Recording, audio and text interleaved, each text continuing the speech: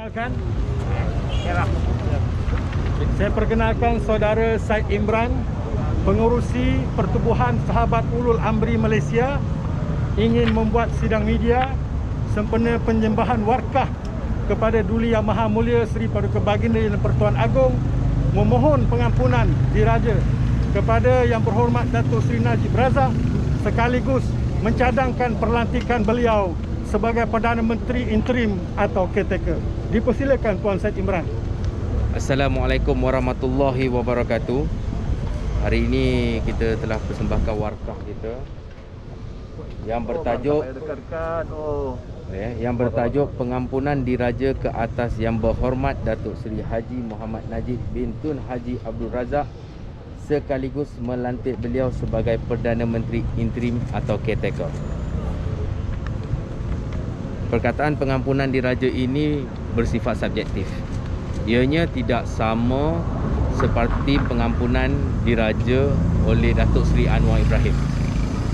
Pengampunan diraja ini kerana Datuk Seri Najib Razak masih lagi mempunyai dua tempat untuk membuktikan beliau tidak bersalah, iaitu di Mahkamah Rayuan ataupun di Mahkamah Federal. Saya bacakan pengisian yang penting bagi saya. Selaku rakyat, saya amat terkesan dengan musibah pandemik COVID-19 yang melanda seluruh negara, amnya dengan negara tercinta ini. Patik ingin menyampaikan rasa kekesalan terhadap apa yang berlaku di sini dengan nilai jangkitan yang mencecah 20,000 orang satu hari dan kadar kematian tinggi sehingga hampir cecah 1% daripada nilai jangkitan keseluruhan pesakit positif COVID-19.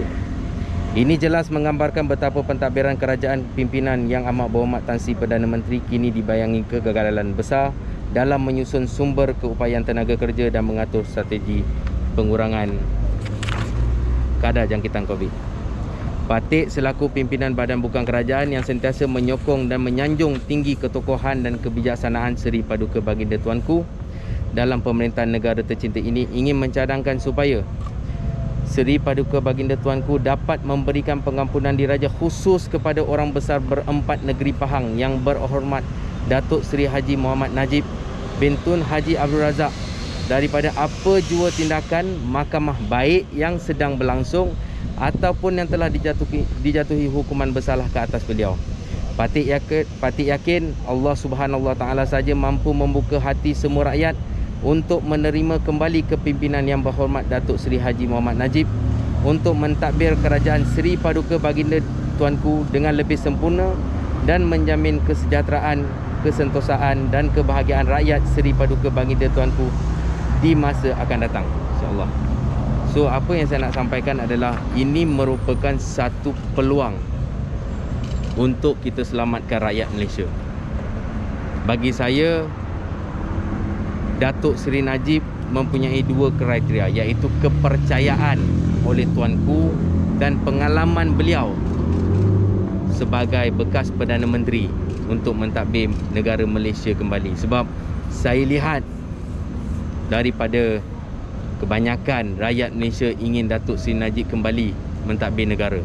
Dengan itu, saya mohon jika mungkin di mata Tuanku, jika ada kekilafan yang berlaku ke atas Datuk Seri Najib, saya mohon ianya dapat dimaafkan. Dan jika Datuk Seri Najib naik sebagai Perdana Menteri Interim, keputusan Mahkamah Rayuan mungkin akan lebih daripada 1 bulan keputusan itu, dan kami rakyat Malaysia memerlukan Perdana Menteri yang baru sekarang. Jika Datuk Seri Najib menjadi Perdana Menteri Interim dan keputusan Mahkamah Rayuan memihak kepada Datuk Seri Najib, akan ada suara-suara sumbang yang menyatakan Datuk Seri Najib mencampuri urusan mahkamah. Itu yang kami tidak mahu. Kami mahukan Datuk Seri Najib mentadbir negara ini secara baik, secara aman, tanpa ada ganggu gugat oleh sesiapa. Itu yang kami mahukan. Itulah maksud pengampunan diraja. Datuk Seri Najib belum lagi dikatakan bersalah, dan pengampunan ini adalah umpama kata lain restu baginda untuk Datuk Seri Najib dijadikan Perdana Menteri Interim. Ada yang menyatakan beberapa orang untuk dijadikan Perdana Menteri Interim. Ramai yang tahu. Tetapi dua kriteria Ada yang ada pengalaman menjadi Perdana Menteri tetapi tidak mempunyai kepercayaan daripada tuanku. Ada yang mempunyai kepercayaan tuanku tetapi tidak ada pengalaman menjadi Perdana Menteri. Tetapi Datuk Seri Najib mempunyai kepercayaan Tuanku Agong dan pengalaman sebagai Perdana Menteri Malaysia. Dan beliau mempunyai hubungan diplomatik yang terbaik. Dan saya yakin jika Datuk Seri Najib kembali, negara kita bukan saja bebas kepada COVID, tetapi ekonomi negara mula mencanak naik. Itu pendapat saya dan saya yakin rakyat Malaysia juga berpendapat seperti itu. Cadangan ini sudah dirujuk pada Datuk Seri Najib. Saya secara amnya, secara rasminya saya tak rujuk, tapi Datuk Seri Najib mungkin ada mendengar. Sebab semalam selepas saya membuat hebahan di dalam Facebook saya, ada yang menghubungi saya berkenaan dengan pengampunan. Sebab tu saya kata pengampunan Anwar Ibrahim itu lain. Dan pengampunan Datuk Seri Najib ini bersifat subjektif.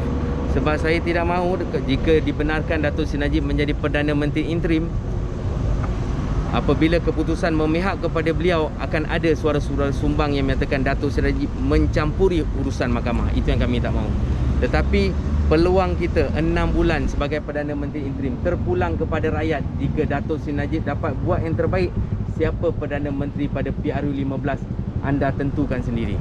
6 bulan Datuk Seri Najib beritahu dalam Facebooknya tentang KWSP, tentang apa yang perlu diberi pada rakyat. Hari pertama jika beliau menjadi Perdana Menteri interim, perkara pertama yang dia mungkin akan beri adalah kebajikan rakyat. Yang kedua, total lockdown yang kita nanti-nantikan. Kita perlukan total lockdown 20,000 lebih. Dan mungkin bak kata Ketua Pengarah Kesihatan 24,000 angka COVID yang akan kita perolehi, seolah-olah mereka dah tahu berapa angka selepas-selepas ini.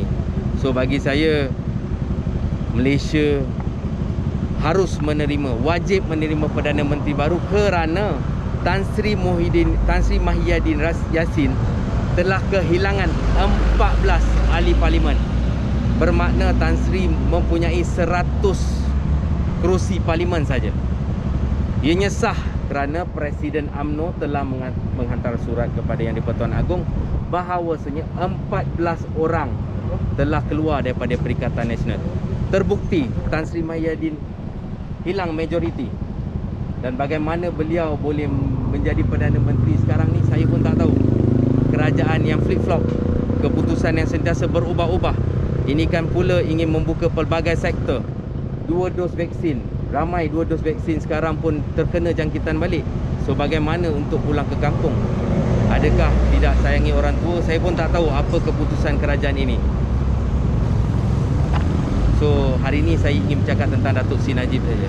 So saya tak nak sentuh terhadap Perdana Menteri ke apa ke saya. Mengenai permohonan maaf tu atas kesalahan, boleh terangkan secara spesifik kesalahan apa yang Bagi saya Datuk Seri Najib, dia tidak lagi belum dikatakan bersalah sepenuhnya. Tidak, sebab ada Court of Appeal and Federal Court. Kalau kata dia tersungkur di Appeal Court, dia ada Federal Court lagi. So tidak terbukti dia bersalah lagi.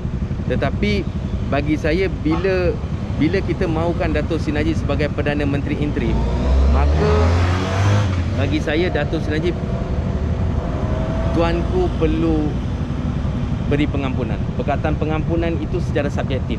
Bukan pengampunan untuk kes SRC dia dibuang, tidak. Tetapi pengampunan secara menyeluruh. Jika ada kekilafan, jika ada kesalahan, kami mohon sebagai rakyat jelata supaya tuanku mengampunkan apa jua kesalahan Datuk Seri Najib secara menyeluruh. Sebab kita tak mahu satu Perdana Menteri interim yang masih lagi belum ada keputusan Mahkamah Rayuan, dan akhirnya keputusan itu memihak kepada Datuk Seri Najib semasa beliau menjadi Perdana Menteri interim.